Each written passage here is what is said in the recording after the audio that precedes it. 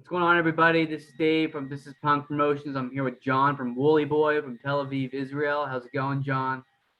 Good, not bad. Been a nice sunny day. How's things with you? Doing good, man. Thanks for asking. Let's jump right into it. So Cool. when and how did you guys form? Right, so Woolly Boy started in like the end of 2014. I kind of had some songs that I'd already just written by myself after having, tried a few other bands before, and was looking for people. We had our first show early 2015, but we've had several different lineups since. But yeah, the beginnings of it was 2014, and we've always been based in Tel Aviv. Very cool. So you released Wasted Life in August. How's the response Yeah. been? It's been mixed, I think. To be totally honest, I think it's weirdly not being received as well in like the local scene, in like the Tel Aviv scene. But yeah, we've had people, especially from the States, just kind of somehow find us and get into us. There's a radio DJ. I don't know where he's based. I believe he calls himself Squatchy or something. I think his real name's Kyle. He's also in a band called Second Player Score, I believe. And he just found us, and he's apparently played us several times on his radio show. And that's pretty awesome. And then there was also the other week, there was Punky's Mixtape, which is a Twitch stream. And he played us right at the start of his show. And he gave us such an amazing introduction, really overwhelming. We've been played on a few radio shows and podcasts before, and it's just kind of like, yeah, this is Woolly Boy from Tel Aviv, really cool EP, go check it out. This guy was just like, I think I found the best band to start us off. It's blown my mind. And sorry for the bad impersonation there, but it was really great to see. But I think I've also been finding it hard to do the proper promotion and push for the EP, because it's really just been me. And last year I wasn't working. Like many people during the pandemic, I was unemployed. And it was it was all my money that kind of went into most of the recording process and the mix and master. As it was kind of a deal between me and the people who played on the track that they'd play for free if I paid for studio time and everything sort of post-production. So it's been harder for me to do paid ads and anything like that.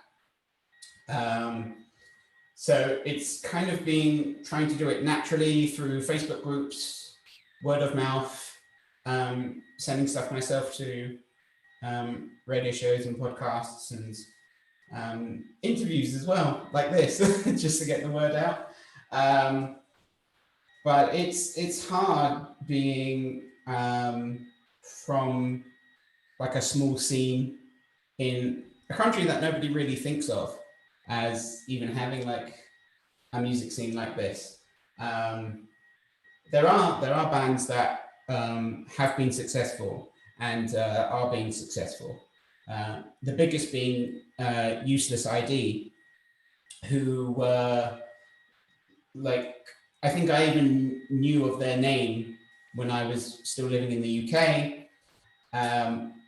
And they've toured everywhere. They've toured the US, bits of the UK, Japan even. I believe they're really big in Japan. They've got they're part of that kind of side of pop punk where they have a massive following in Japan and connections over there. And there's newer bands. There's Kids Insane and Not on Tour. Two very different bands. Not on Tour is more sort of skate pop punk, and Kids Insane are, especially now, they're more along the they're kind of like a cross between Every Time I Die and the Bronx. Like they're becoming more like the Bronx with that kind of like rock and roll hardcore edge, and they've been doing really well for themselves, but it doesn't happen very often, and they're very hard-working bands, and it's just harder. It's just harder for the smaller bands to get any recognition outside of the country. It is easier when you sing in English, which we do, but there are I kind of feel sorry for the bands who only sing in Hebrew, where it's really only like people in this country or anyone who happens to speak the language outside of the country who can kind of understand it. But I think sometimes if the music's really, really good, then language doesn't matter, which is how I feel about a lot of Japanese bands. And I don't understand a word of Japanese, but something about Japanese bands, because they're so creative and innovative, or even just like a standard pop punk song in Japanese is like really melodic and bouncy, and there's just something like cute to it. It's like the same with the appeal with J-pop and now K-pop as well. It's like you don't need to know the language, but they've got some sort of magic.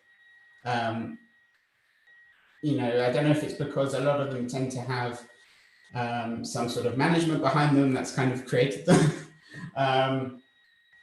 But yeah, I you know, respect to anyone who can sing in their own language and still get a good following abroad from people who don't even understand what you're saying, or who decide to learn the language in order to understand what you're singing. That's probably the best outcome you can get as a foreign band. Very cool. Yeah. So, who did you record the EP with, and how is the process? So do you mean in terms of like who played on it, or where we recorded? And where you recorded, and how was the process? So most of it was actually recorded from everyone's individual homes. So I was lucky to have, you know, I've got a mic, and I actually do have an acoustically built room, which is for my drum kit, which I don't really play in because it still annoys the neighbors anyway. But it's a good room to sing in and record in. So I did the vocals from home. The only thing we did in the studio was the drums, because even though I could have probably recorded the drums at home, again, worried about the neighbors. So we got it done at a local place called Beit Alpha, which is, it's one of those kind of multi-use rooms that it's also a rehearsal room sometimes and a space to record, but it's also a venue. And it's owned by like a collective of sort of big names in the scene. They've owned venues beforehand, and it's just kind of, they've had to sort of move from one place to another. And we had a friend called Zipik. He did the recording, and it was our first, or technically our second drummer, but let's say longest standing drummer, hitting the skins for us, and everything else was, you know, the guitarist did all the guitar tracks at his place, and the bassist did it before he actually left the country to India, where I believe he still is. But that helped. Like I said, I was unemployed at the time, and I did offer to pay as much as I could, but then it couldn't stretch out to getting a studio to do the vocals in, or or going into a studio just to record guitars. So it's quite DIY, and I think with how we did things, it still came out quite well. And then it got mixed and mastered by Sam Thredder of Crow's Nest over in London. So it's this is why I kind of call it a British-Israeli project, because it's not just me that I'm like the Brit with Israeli musicians, but we had a guy from London mix and master it. We also got a sax player to play on the track "Stick It in the Water." He's a friend of a friend, and the other friend recorded the saxophone player. So certain bits were done over in the UK, certain bits were done here, and yeah, it was a kind of big sort of collective project. And I'm kind of proud with how it all came out. Very cool. So who are your biggest influences? Ooh. Well, the guys I'm wearing right now, Sick of It All, are definitely the band that got me into hardcore. And generally into punk. Although I was probably a bit before then into bands that you could call punk rock, but definitely Sick of It All helped it, start a fire in me, so to speak, and start that love of hardcore. And there's other bands that, even bands that I got into quite late, that I consider a big influence on either my lyrical writing or the actual music. So there's bands like Life of Agony, who some people will say are a metal band, some people will say are a hardcore band,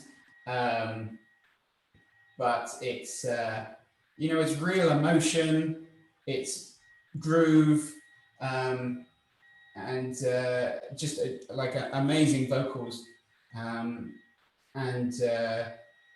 I think that's definitely an influence lyrically, and maybe even vocally.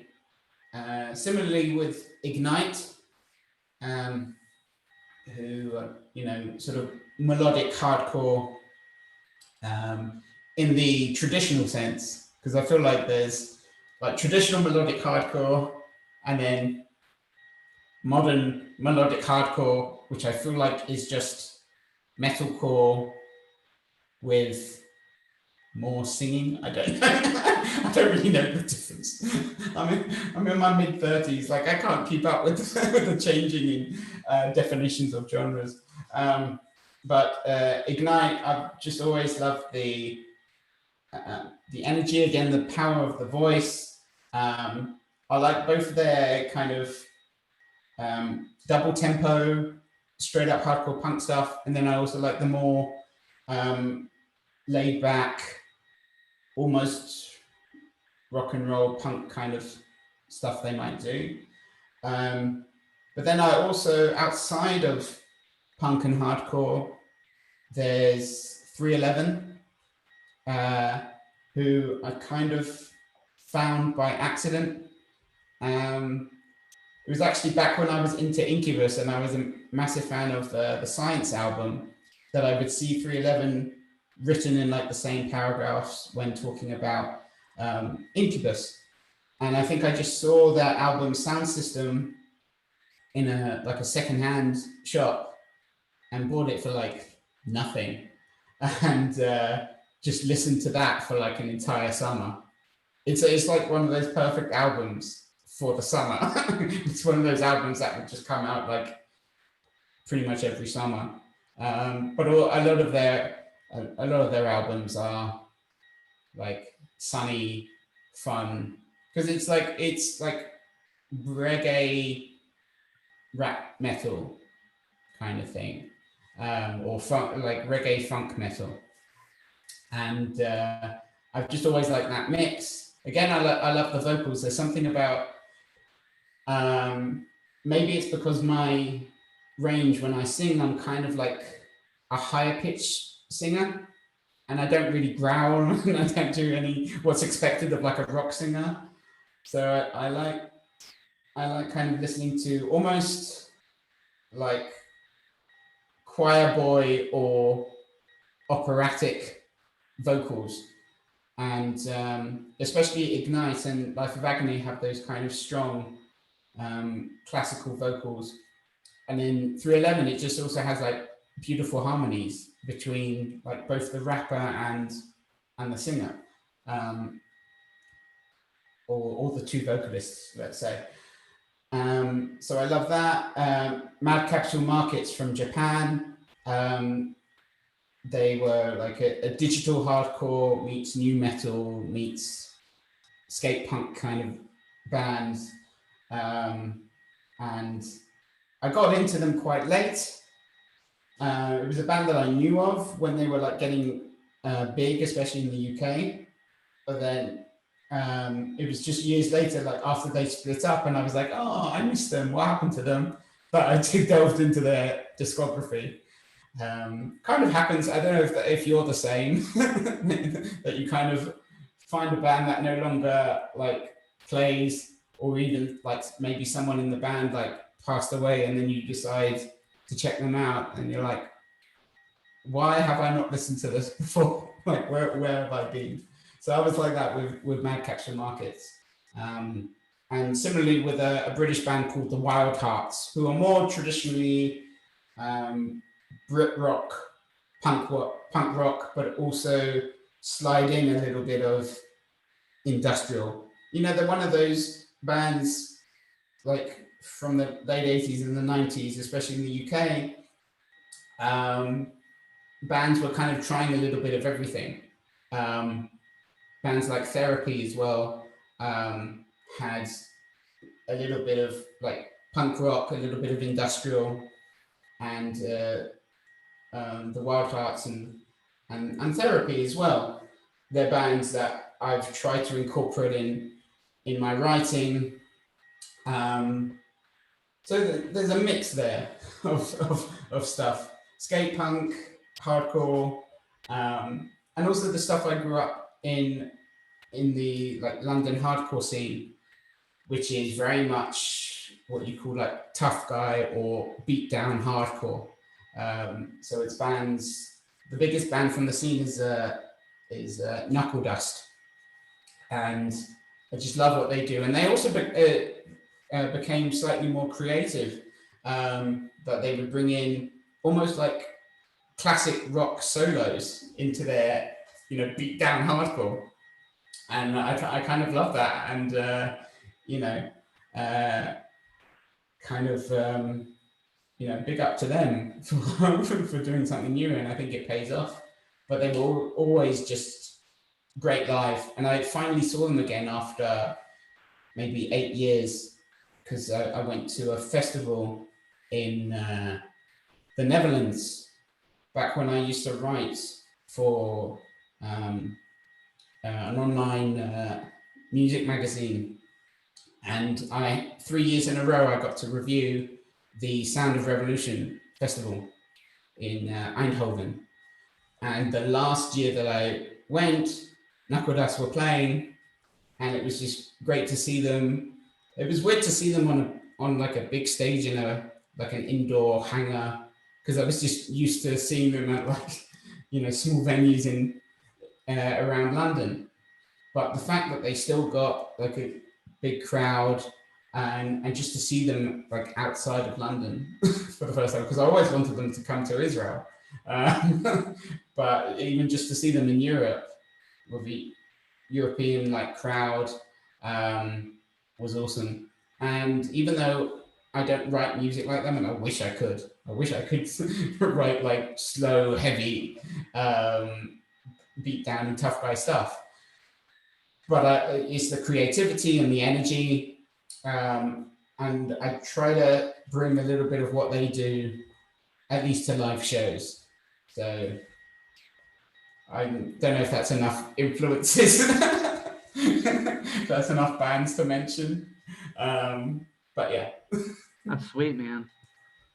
So now I'm going to ask you some non-music questions. It's a good way for me to get to know you. I did this with the other bands I interviewed. Are you ready?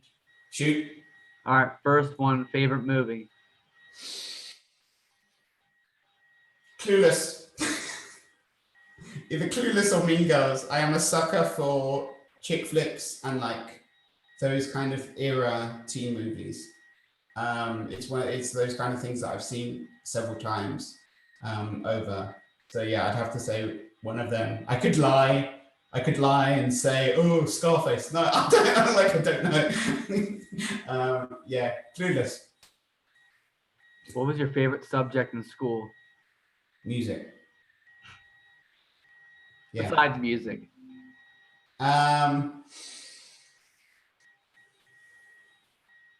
Nah, music. I think that if I really had to pick one besides music, because listen, I actually left school at 16 because I don't know what it's like in the US, but in the UK, I don't know if you still can, but you could leave at 16. Some people can even just go and like get work or whatever at 16, but you can go and you can do higher education at like a college, not like a university, but like I guess a community college for you guys.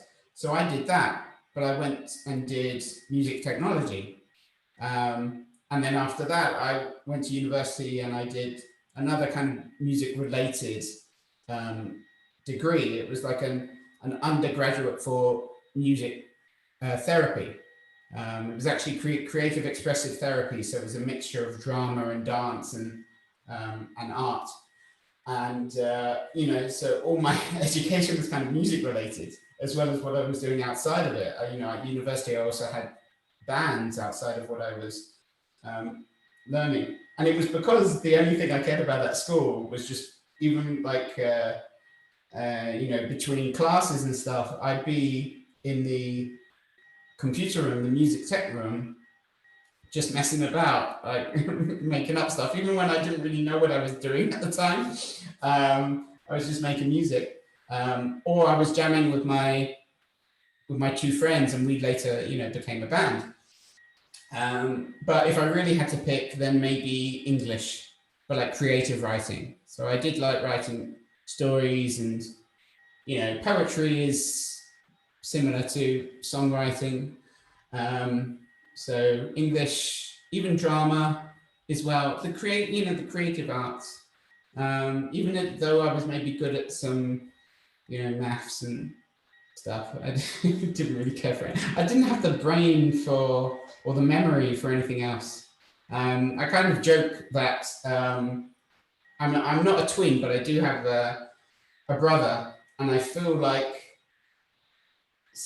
he got like the intelligence. And then I got kind of more of the artistic side, and like together we'd make one great guy,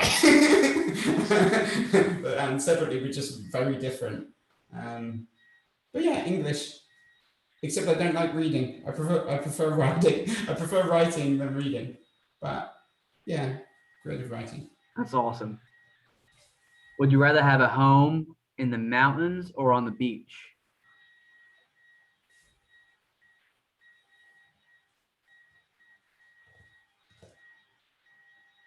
Let's say mountain. Yeah. Because if I wanted to, I could live right by the beach.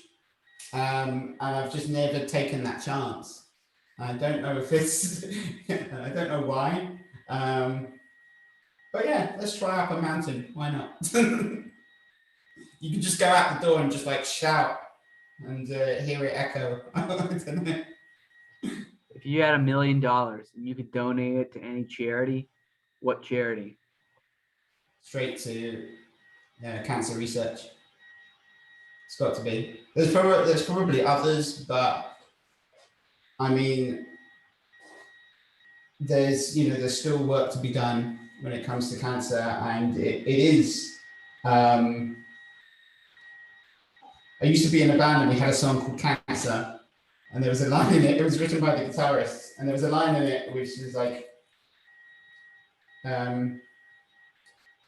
"Everyone's going to die of cancer, no matter what we do," and it's a terrible truth. I feel like that almost everyone I've known in my family and other people's families has, especially like elderly, even if they've had a perfectly healthful life, in the end, it's some form of cancer that eventually took them out, even if they still had a good few years in them. So yeah, money goes straight to cancer. Very cool. Last question. What are some places in Tel Aviv that visitors should check out? Well, I can talk definitely in terms of like the punk scene and music. So if anyone wanted to come out here and check some shows out, there's venues like Levantine 7, which is like the main venue, which tends to put on punk shows and a few metal shows. It's a nice kind of underground venue. And, Beit Alpha, as I mentioned before, they will also put on shows. There's Cheers, the pub, which is not quite like the sitcom, but it's kind of like a similar style, I guess. I guess that's what they were going for, and that's kind of become the pub or bar of choice for alternative people. Actually, in a couple of days' time, there's going to be like a hardcore and punk night there. So those are places to go for music. There's also somewhere called the Third Ear, which is also a music venue. And then downstairs, it's actually a record shop and it's also a music store, like with instruments. And it's run by or managed by one of the members of the Useless ID. And, just the fact that I think, record shops and music stores are kind of dying, or at least in this country, they're very rare. It's pretty much the only record store that that I know of still open in Tel Aviv. So that's a great place to go because, again, for punks as well, it's got a really good selection because it is, managed by a punk. But you could probably find anything you wanted there.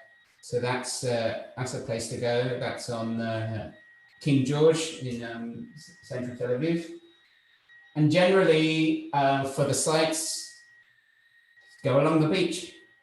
Loads of great stuff to see along the beach. Also, Dizengoff is like the famous street to go on. I think I haven't been in a while, but there used to be a massive fountain, which was like the tourist spot. But I believe they've changed that out now. But I believe there's something else just as nice there. But you can't really go wrong with Tel Aviv, to be honest. You just walk along the beach, you'll see something, you'll see somewhere to eat. There's actually more of the country I need to, and more of the city I need to see. And I've lived here for 10 years. But, I moved here, I had, I had to worry about getting a job, earning money. And then anything else was like focusing on music and getting a band together and going to shows. So if anyone does want to come out here and do more touristy things, hit me up and we'll do it together. There's a lot I haven't done. That's awesome, man. I really appreciate you coming on and chatting up for a little bit. I really appreciate you supporting me, and this is Punk Promotions. Yeah, love what you're doing, man. It was a pleasure Well, to come on. what's that? It was a pleasure to come on and speak with you. We'll talk soon. I hope you have a great night. You too, man. See ya. Keep it real. Bye.